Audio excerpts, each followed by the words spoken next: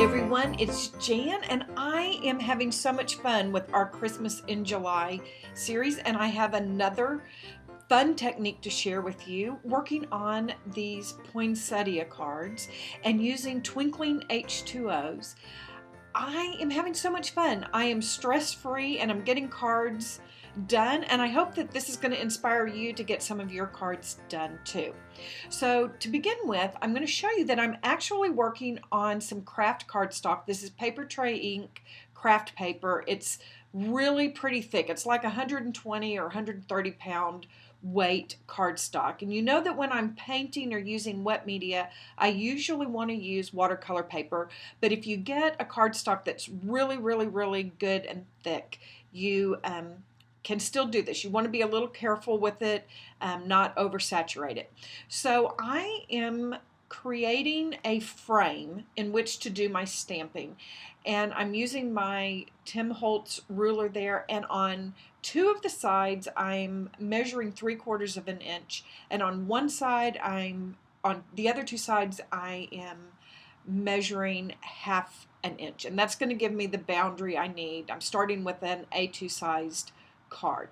I'm going to be embossing the poinsettias on there, and I'm going to start with the large poinsettia. This is from a paper tray ink Year of Flowers. It's the December poinsettia. So if you're wanting this exact stamp, but really any line art stamp, floral, I think if you're going to do Christmas or maybe bells would be kind of cool with this too. And I'm using white detailed embossing powder. And you'll notice this is my go-to trick when I am going to be kind of creating a gathering of images when I'm embossing them. I don't bother masking. I go ahead and I do each individually. I stamp and then heat the embossing powder, because once it has been heated and is liquefied, I can stamp over it and remove any of the lines that I don't want if they overlap. Just saves me a step on my creation process. But I do want to kind of mask off, and I'm using some kind of post-it note paper to create the straight lines. I wanted that one flower to kind of go outside of the boundaries of this box, but the rest of them I'm wanting them to, they're only to be imagery that goes right up to that edge, and you're going to see here how I'm going to define that box in a minute. But because none of this is overlapping, I'm just kind of figuring them out, and that masking paper is helping me keep a really nice clean edge. You can use it again and again. This is definitely one that you can do some kind of assembly line kind of work with, because once you've kind of figured out your pattern and even have watercolored your first set of them, you will find that you can do this one while watching TV or doing, kind of multitasking. So I'm working on, I'm heating these up, going to get those heat set, and then I'm going to use this Versamark pen to make my lines. And it comes with a brush tip and then more of a bullet tip, and I'm using that bullet tip, and I'm lining it up, and I'm only around the one that I wanted the poinsettia to go outside of that boundary line. I'm just kind of drawing the line right up to where those leaves fall over into the outside area. But then the rest of them, I'm just drawing I'm using my straight edge to create that boundary. And then I can go back in with my white embossing powder, and I am going to cut this out, so I'm not being super careful about any extra embossing powder that you get around the outside. I'm just kind of watching to make sure that the inside is pretty good and that there's a really nice clean edge right up against that straight edge. Everything else I can trim it off. So before I start watercoloring, I'm going to take a white eraser. Always use a non-red eraser because the red ones tend to leave a little bit of a mark. So get you a white eraser, erase any of the pencil lines that you have. Mostly they would only be kind of in the inside of that line art. Now I'm going to be using a combination of Twinkling H2Os or these Luminart. They're very hot. Honestly, the H2Os are very highly pigmented, and the Kawasaki palette of watercolors shimmers are um, the other ones. But if you don't have the Twinkling H2Os that have the shimmer in it, you can use this iridescent watercolor medium by Winsor Newton and just add it into the tray of your other watercolors, and it'll work really, really well. I'm going to start with the greens, and I'm going to do the leaves first. And you're going to see I'm going to, I want to kind of pre-soften them, so I load it up with some water ahead of time.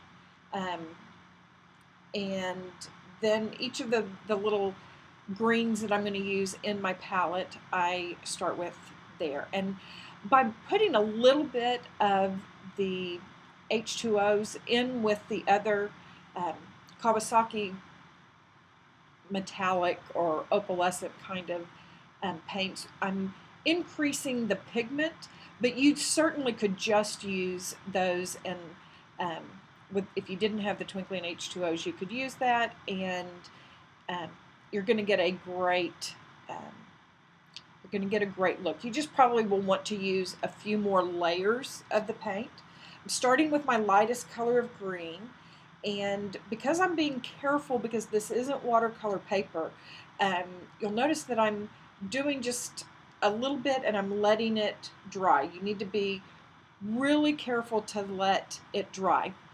Because we did the embossing, though, you don't have to be super careful with your painting because it almost creates little wells for you to drop the paint down in. And again, it makes it pretty quick to do.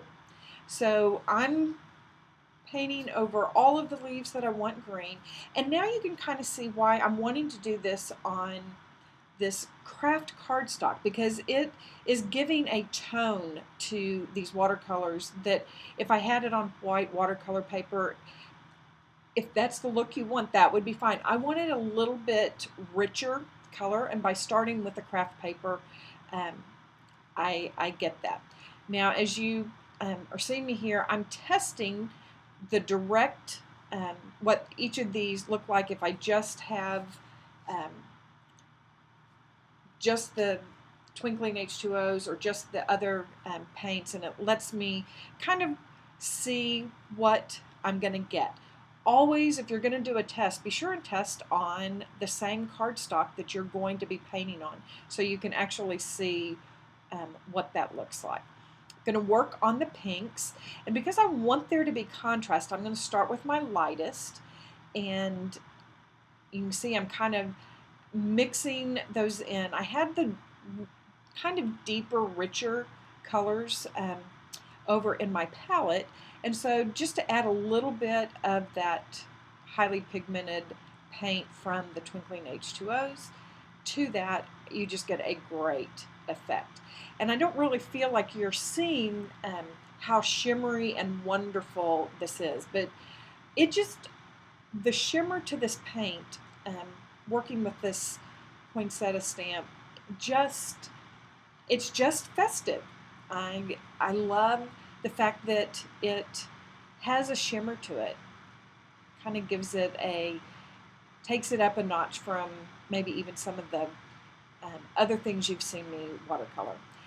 Watercolor, period, is kind of a hot trend right now, and so finding ways to use the supplies we already have, I just think is it's smart and fun. And Twinkling H2Os have been around a long time. One of the things that I wanted to point out to you here is that you see I'm not really worrying about painting over those white lines. As you let it dry, they kind of come back through. And If when your paint has totally dried, you still aren't seeing the white lines like you like, um, you can take a little baby wipe and wrap those, um, wipe them off, and they'll come right back. Now, to kind of make these pink and green poinsettias pop, I decided I wanted to use a blue, kind of a frosty blue background, and I'm kind of creating this gradient. And I normally would probably just kind of skip over this because you're thinking, I'm just painting a blue background, but I'm wanting you to see how I'm blending this. I started with my lightest color, which is the white, and I put just a touch of blue in that. And then, as I'm wanting it to get darker and darker, I go and I start in an area that is not touching it. So I kind of change color.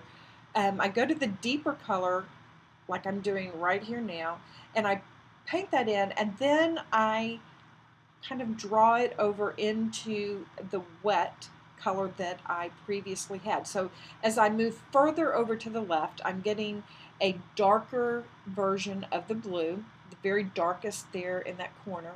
But I always do that in an area that is dry. And then by pulling in that color back over into the wet, it gives you more of that gradient. And I'm realizing I need to just go back and fill in a couple of places. Um, Always make sure that you've cleaned your brush really well when you're working on a gradient, because you don't want to suddenly go back and add the deeper color over there. But there we have it. And you really are seeing the shine there. And I'm noticing that there's a little bit of, it was a little splotchy over there.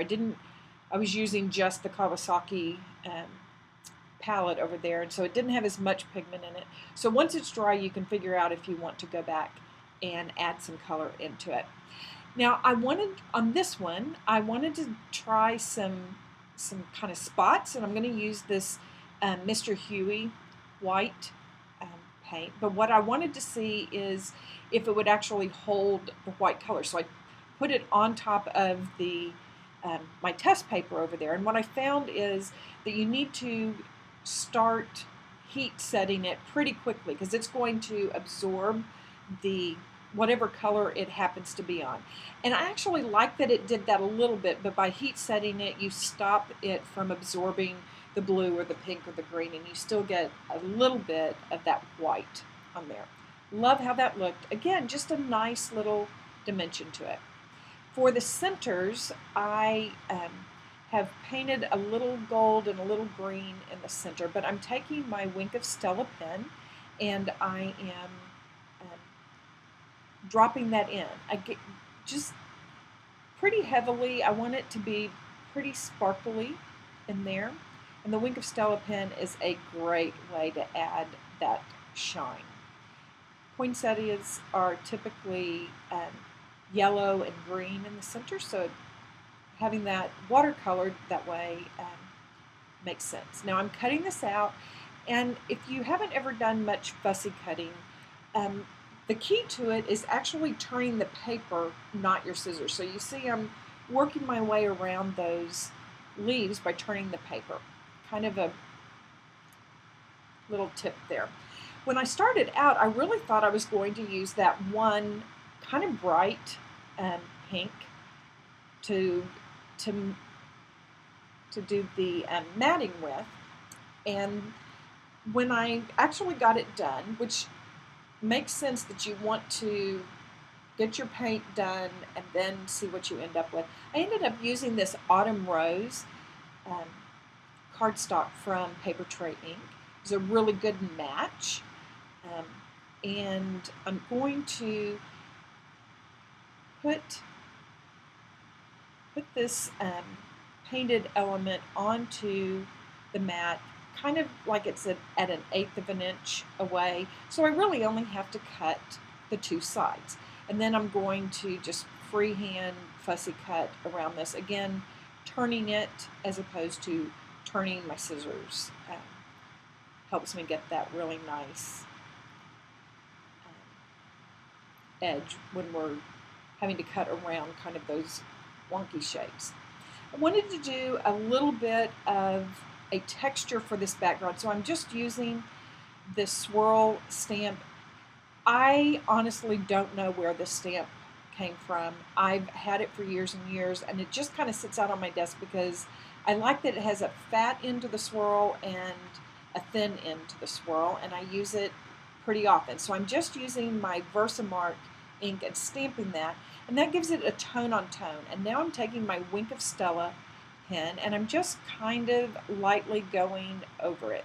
It's going to dry, like it's a little dark right now, but when it dries, you're going to see that you just get a little bit of shimmer without all of the extra stuff of trying to put stickles and having to wait for that to dry.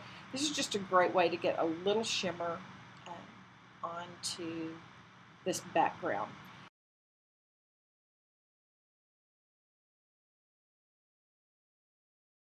If you don't have a Wink of Stella pen, when you did the stamping with Versamark, you could use maybe some shimmer embossing powder to go over that and get a very similar look. This was just a quick and easy way to add just a little dimension to it.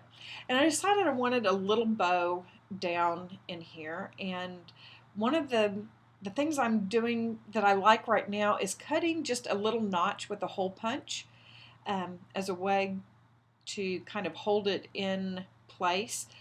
I haven't done that for a long time, but it just kind of keeps coming up as I'm doing that these days, and so it just gives it another little detail. And I'm going to first tie a knot and then get it back in position of where I want it to be, which is going to be lower down on the right.